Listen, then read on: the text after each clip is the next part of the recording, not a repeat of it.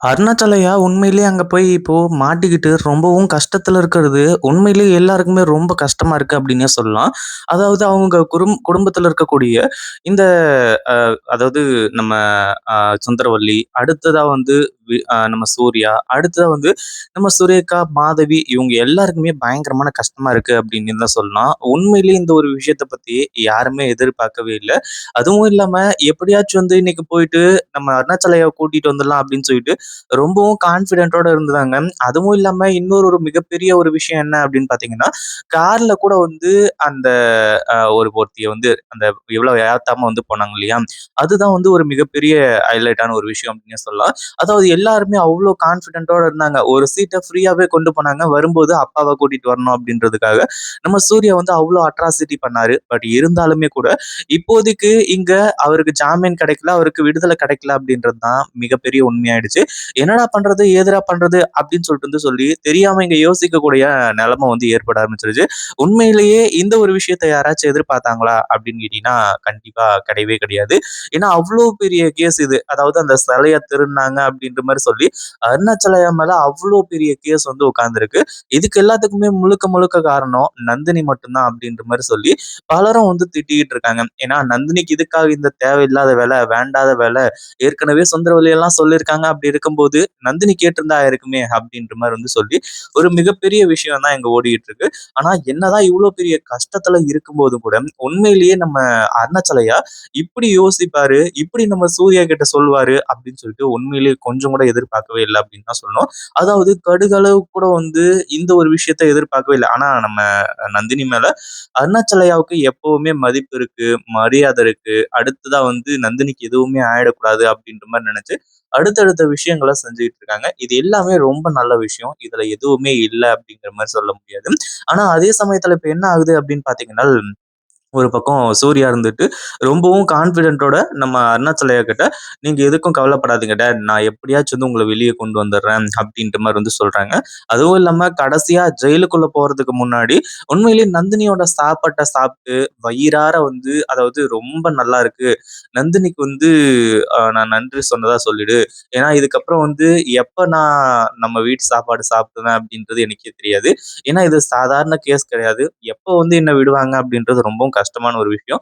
அப்படி இருக்கும்போது இந்த மாரி ஒரு சூழல்ல கூட நந்தினி கையால சமைச்ச சாப்பாட சாப்பிடுறதுக்கு எனக்கு ரொம்ப ஹேப்பியா இருக்கு, சந்தோஷமா இருக்கு.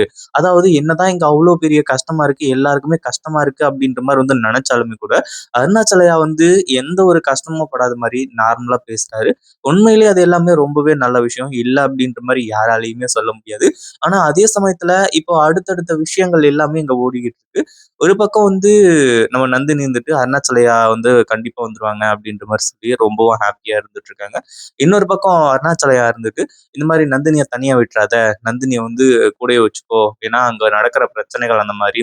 ஏன்னா நம்ம சூர்யாவுக்கு அங்க என்ன நடக்குது, ஏது நடக்குது, நந்தினிக்கு யாரால பிரச்சனை வருது, இது எல்லாத்தையுமே வந்து முன்கூட்டியே தெரிய போறது கிடையாது. அங்க வந்து எதனா பிரச்சனைகள் நடந்துட்டு, அதுவும் இல்லாம இப்போ கோர்ட்ல வெளிய வந்த உடனே உண்மையிலேயே இதெல்லாம் யாரோட பிளானு, யார் இதெல்லாம் பண்ணாங்க அப்படின்றது எல்லாத்தையுமே எல்லாருமே தெரிஞ்சுக்கிட்டாங்க. அதுவும் இல்லாம இந்த விஷயம் எல்லாமே உண்மையிலே ரொம்பவே நல்லா அதாவது இவங்க நெனச்ச மாரி போகலாம் அப்படின்னாலுமே கூட, இப்போ அடுத்ததா அருணாச்சலையா வந்து ஜெயிலுக்கு போறது உறுதியாயி போயிடுச்சு. ஏன்னா அவருக்கு இதுக்கப்புறம் வந்து ஜாமீன் கிடைக்கிறது ரொம்ப கஷ்டம் அப்படின்ற மாரி சொல்லிட்டாங்க. இதுக்கப்புறம் இதுல வந்து அருணாச்சலையாவுக்கும் இதுக்கும் எந்த ஒரு சம்மந்தமும் கிடையாது. இதுல சம்மந்தப்பட்டவங்க எல்லாரையுமே வந்து கொண்டு வந்து உள்ள நிறுத்தினா மட்டும் தான் அடுத்தடுத்து வந்து நம்ம அருணாச்சலையாவ காப்பாத்துறதுக்கு உண்மையிலேயே ஒரு மிகப்பெரிய ஊண்டுகோலா இருக்க போகுது அப்படின்னே சொல்லலாம். ஆனா மிகப்பெரிய ஏமாற்றத்த சந்திச்சது யாரு அப்படின்னு பார்த்தீங்கன்னா, நம்ம சூர்யாவும், அடுத்ததா வந்து நந்தினியும். அதாவது இங்க சுந்தரவல்லி, அடுத்ததா வந்து சுரேகா, மாதவி இவங்க எல்லாருமே எதிர்பார்த்தாங்க. சரி ஓகே அப்பா வந்துட்டோம் அப்படின்னு சொல்லிட்டு. இவங்க எல்லாருக்குமே நம்ம நந்தினி மேல கோவமே தவிர, அருணாச்சலையா மேல வந்து ஒரு நாளும் கோவப்பட்டது கிடையாது. நந்தினியால அருணாச்சலையா மேல வந்து கோவப்பட்டுருக்காங்களே தவிர, மத்த விஷயங்கள் எதுவும் நடந்தது கிடையாது.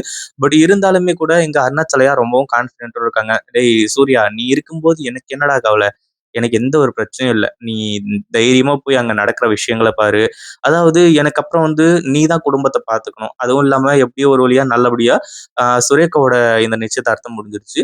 அடுத்ததா வந்து இத அப்படியே கல்யாணம் வரைக்கும் கொண்டு போயி, நான் இருக்கனோ இல்லையோ, நான் எங்க இருந்தாலும் சரி, என்னோட ஆசீர்வாதம் உங்க எல்லாருக்குமே இருக்கும்.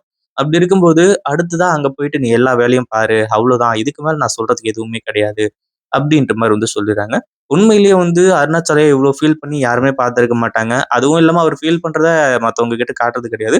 சூர்யாவும் சொல்றாங்க, "இது எல்லாத்துக்குமே யார் காரணம்னு எனக்கு தெரியும் டாட். கண்டிப்பா சீக்கிரமா உங்கள வெளிய கொண்டு வந்துருவோம். அதுல சந்தேகமே கிடையாது.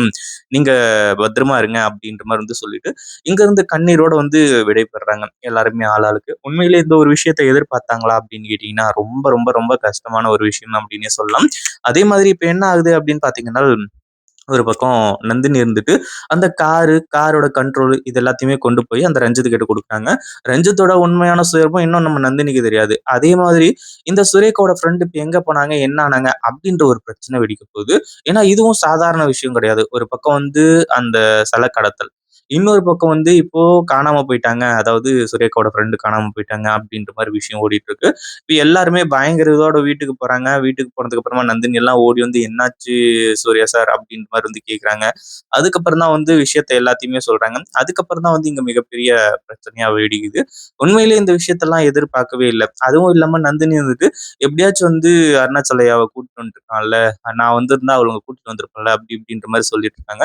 ஆனா ரியாலிட்டி என்ன? அது எல்லாமே வந்து நடக்காது அப்படிங்கிற ஒரு விஷயம் தான். உண்மையிலேயே இப்போ நந்தினி ரொம்ப ஃபீல் பண்றாங்க. என்னால தான் இப்படியெல்லாம் நடந்துருச்சு அப்படின்ற மாரி வந்து சொல்லி, அதே சமயத்துல நந்தினி இருந்துட்டு அந்த கருப்பு முன்னாடி நின்னுட்டு, "இனிமே நான் உன்கூட பேசவே மாட்டேன். நீ எப்போ வந்து எங்க ஐயாவ வெளிய கொண்டு வரியோ, அப்பதான் நான் உன்கிட்ட பேசுவேன்." அப்படி இப்படின்ற மாரி வந்து சொல்லி, அங்க ஒரு சண்டை வேற நடந்துகிட்டு இருக்கு. ஏன்னா ஏற்கனவே அது எல்லாத்தையுமே சொன்னது தான். பட் இருந்தாலும் புதுசா ஒண்ணு சொல்லி ஆகணும் இல்லையா? அதனால வந்து இந்த ஒரு விஷயத்த சொல்றாங்க.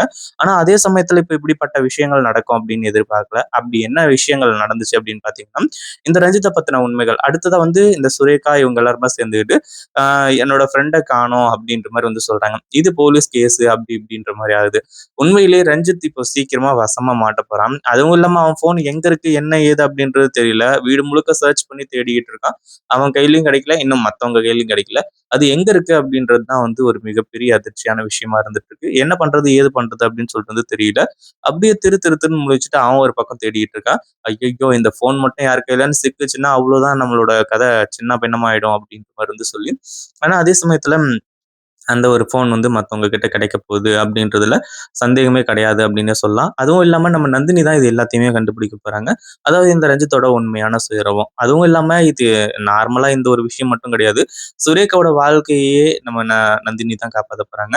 அதாவது நந்தினிய இத்தன நாளா வந்து பயங்கர எதிரியா வந்து இந்த சுரேகாலாம் நினைச்சுக்கிட்டு இருக்கா. ஆனா தன்னோட வாழ்க்கையே காப்பாத்த போறது, அடுத்ததா நம்ம அருணாச்சலையாவ காப்பாத்த போறது, இப்படி பல விஷயங்கள செய்ய போறது நம்ம நந்தினி தான் அப்படின்றதுனால கண்டிப்பா இந்த சுரேகாலாம் கடைசியில நந்தினி பக்கம் சாய போறாங்க. அதாவது இந்த விஷயம் எல்லாமே நடந்துச்சு அப்படின்னா, நந்தினி சொல்றது எல்லாமே கரெக்ட் தான். நந்தினி ரொம்ப நல்ல பொண்ணு அப்படிங்கிற மாரி சொல்லி அவங்க பக்கம் சாய்வாங்க. இத பத்தி நீங்க என்ன நினைக்கிறீங்க? அந்த வீடியோ பிடிச்சிருந்தா லைக் பண்ணுங்க, ஷேர் பண்ணுங்க. இப்பதான் நம்ம சேனலுக்கு ஃபர்ஸ்ட் டைம் வரீங்க அப்படின்னா, கீழ இருக்க சப்ஸ்கிரைப் பட்டன பிரஸ் பண்ணிக்கோங்க.